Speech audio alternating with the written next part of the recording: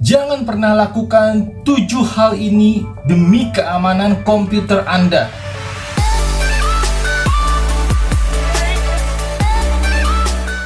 Halo Smart Internet People, ketemu lagi di channel yang membahas seputar dunia IT untuk Anda yang awam dengan dunia IT. Semoga dengan menonton video-video ini, Anda yang tadinya awam dengan dunia IT sekarang semakin tercerahkan dan semakin terbuka wawasannya terhadap dunia teknologi dan informasi.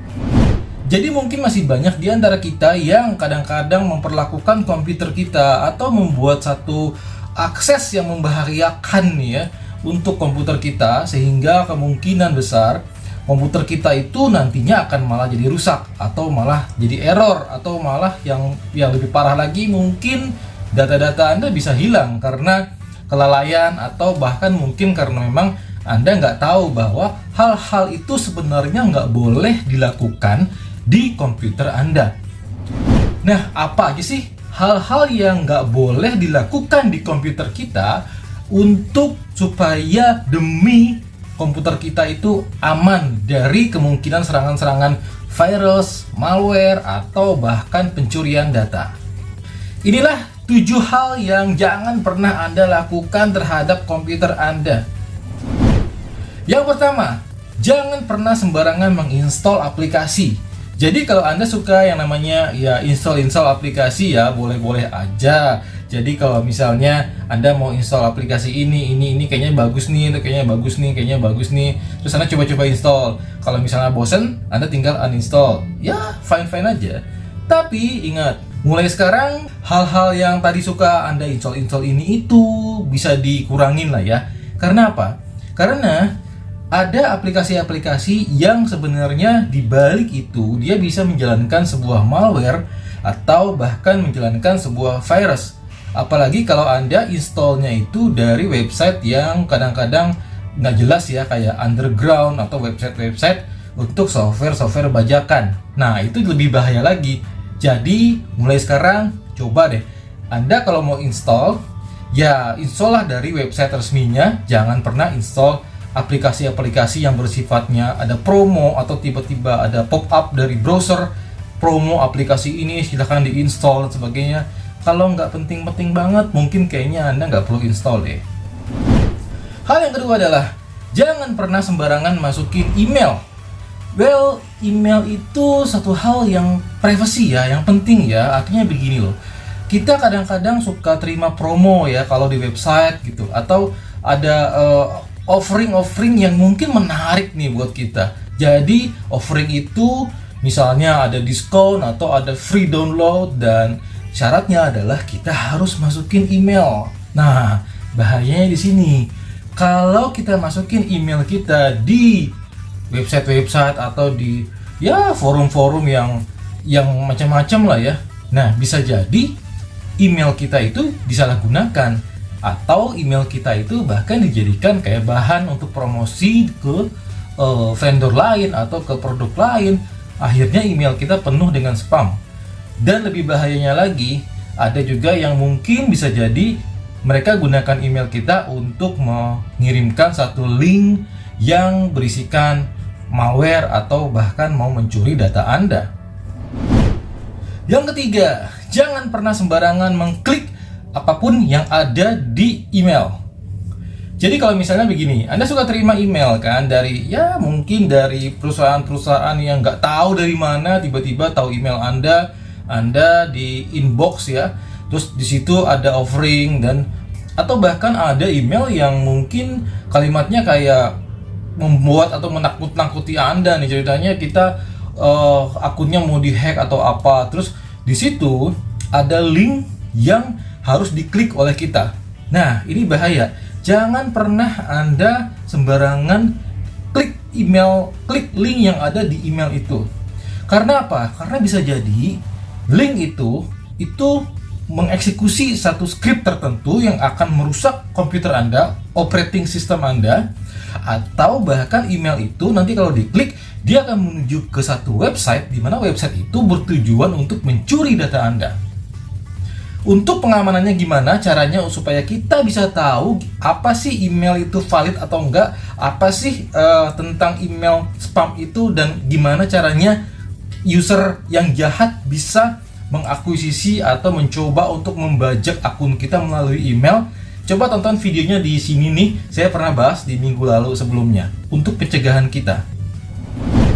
Yang keempat, jangan pernah simpan password Anda di browser. Sekarang browser itu cukup canggih ya, dan itu memudahkan kita juga untuk kayak menyimpan password ya kan. Banyak banget kita pasti mengakses banyak layanan di website. Nah, banyak layanan di website itu pasti tentunya mereka itu rata-rata punya sistem login ya. Even di Canva kayak gitu aja kan ada login ya kan, atau enggak ya Facebook atau buka Twitter di website itu di browser pasti ada loginnya. Nah, biasanya user itu untuk memudahkan supaya dia nggak perlu ngetik-ngetik lagi, browser itu ada fitur buat nyimpen password untuk di reminder berikutnya, sehingga kita tinggal langsung visit website itu, passwordnya udah diisi otomatis oleh browser, kita tinggal klik login. Nah, bahayanya adalah bahwa sebenarnya password ini bisa dilihat nggak cuma oleh kita, tapi oleh user lain yang kebetulan mungkin mengunjungin atau memakai komputer kita. Kalau dia iseng, dia bisa aja buka settingan di browser untuk melihat password apa sih yang disimpan oleh kita di browser itu. Jadi dia bisa nyuri password kita dan bisa digunakan untuk ya nggak tahu lah, namanya juga orang ya, kalau udah ada kesempatan nih untuk berbuat jahat atau iseng, dia akan langsung biasanya sih, kita nggak tahu. Yang kelima, jangan pernah sembarangan install extension di browser. Buat yang belum tahu apa sih extension itu, jadi di browser itu kan punya extension. Di Google Chrome punya extension, di Firefox juga punya extension, dan lainnya. Nah, extension ini memang sangat berguna untuk kebutuhan kerja kita ya, kalau kita misalnya butuh satu hal yang terkait dengan extension itu. Tapi bahayanya adalah menurut laporan dari satu website laptop Mac, baru-baru ini di Agustus kemarin, dia merilis bahwa hampir 7 juta users sudah terinfeksi malware. Dari mana? Dari instalasi extension di browser. Jadi, extension di browser itu juga ada yang berbahaya. So, kalau misalnya kita butuh untuk install extension itu, lebih baik kita luangkan waktu sejenak deh buat googling aja nama extensionnya, terus cari reviewnya seperti apa. Apakah itu extension yang benar-benar jujur memberikan atau membuat kita terbantu, atau bahkan extension itu disusupi oleh sebuah malware. Yang keenam, jangan pernah pakai antivirus bajakan. Ya iyalah, sekarang gini loh, kita udah pakai antivirus, tapi antivirusnya kita nyomot dari satu website underground. Kembali ke nomor 1 yang tadi, jangan pernah sembarangan install aplikasi.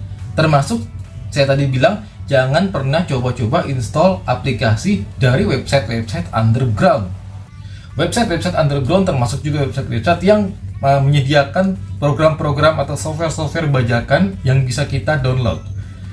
Kalau misalnya kita mau melindungi atau memproteksi komputer kita dari antivirus, gimana caranya kita bisa tahu kalau kita punya komputer itu bersih dari virus? Kalau antivirusnya sendiri kita nggak tahu apakah ini antivirusnya benar-benar bersih atau udah disusupi malware, karena dia di-download dari website yang bukan website resminya si antivirus. Apa jaminannya kalau software antivirus itu bersih dari virus dan malware?